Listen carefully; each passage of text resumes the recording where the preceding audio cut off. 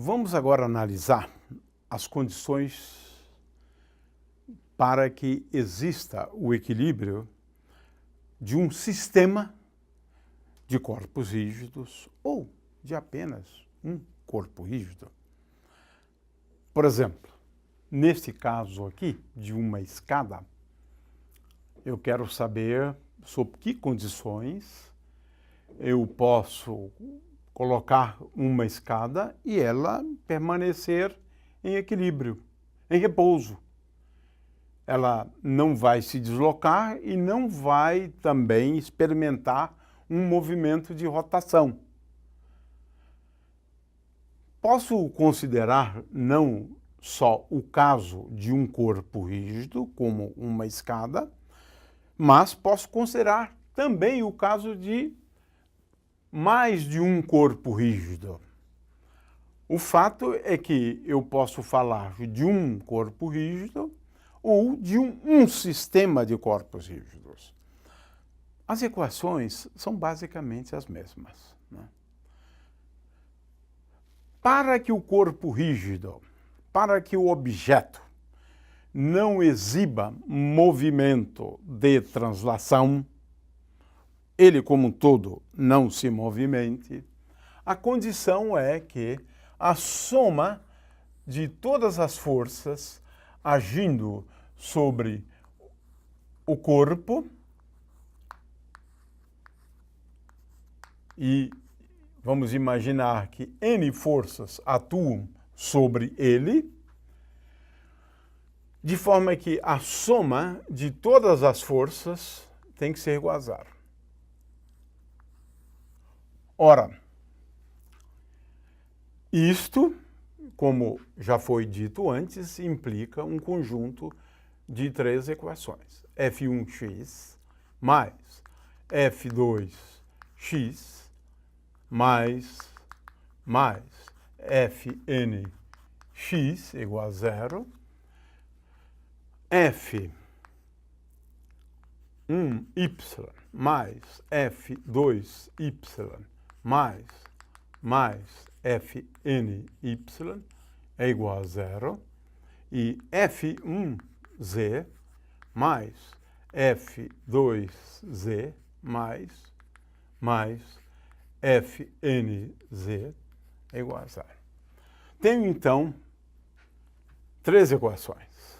Essas três equações, no caso de um corpo rígido, elas asseguram que o centro de massa vai estar em repouso. Não há movimento de translação do corpo rígido. Esta é a primeira condição. Não existe movimento de translação se a soma das forças agindo sobre o corpo rígido for igual a zero. A outra condição é que a soma dos torques seja igual a zero. Se eu tenho N forças, eu tenho N torques. Então, se quando eu vario I de 1 até N, a soma dos torques for igual a zero, podemos assegurar que não existe também movimento de rotação e, consequentemente, essa segunda equação se escreve como tal 1x mais tal 2x mais tal nx for igual a zero. Tal 1y mais tal 2y mais tal ny é igual a zero. Finalmente, tal 1z mais tal 2z mais tal nz é igual a zero. Tenho, consequentemente, 6 equações.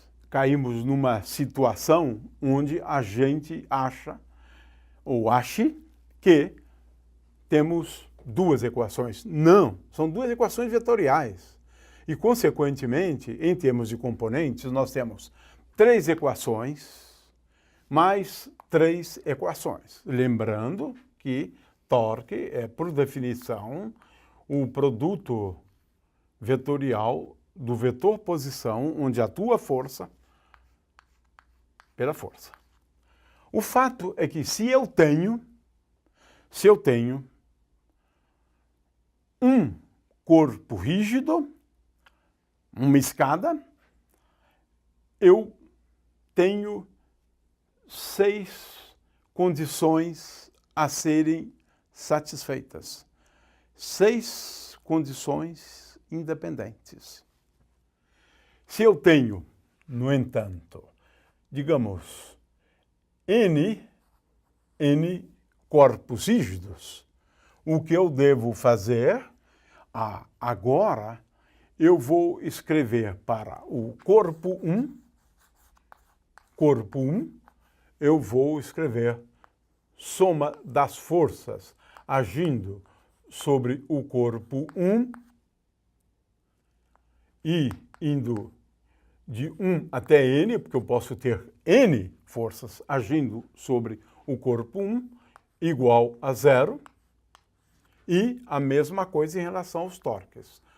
Soma de I indo de 1 até N, de tal, agora índice I, e agora aqui eu estou falando do corpo 1, então vou colocar um índice 1 aqui. Essa condição aqui igual a 0. Portanto, eu tenho uma equação para o corpo 1, tenho equações análogas para o corpo 2, para o corpo 3 e assim por diante, para o corpo N. Nesse caso, veja bem, nós temos um conjunto grande de equações. Por quê? Se eu tenho N corpos, a rigor, eu vou ter 6 vezes N equações. 6 vezes N equações.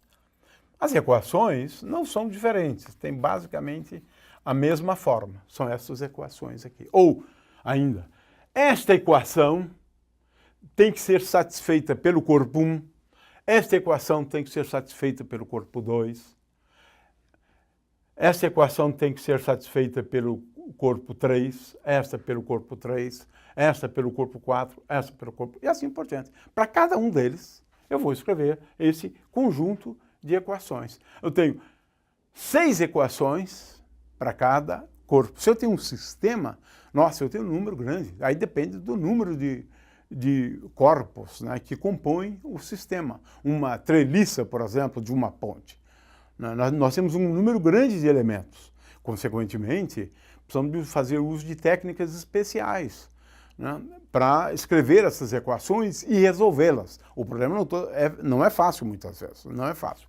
Por quê? O número de equações cresce à medida que o número de corpos que compõem o sistema for grande.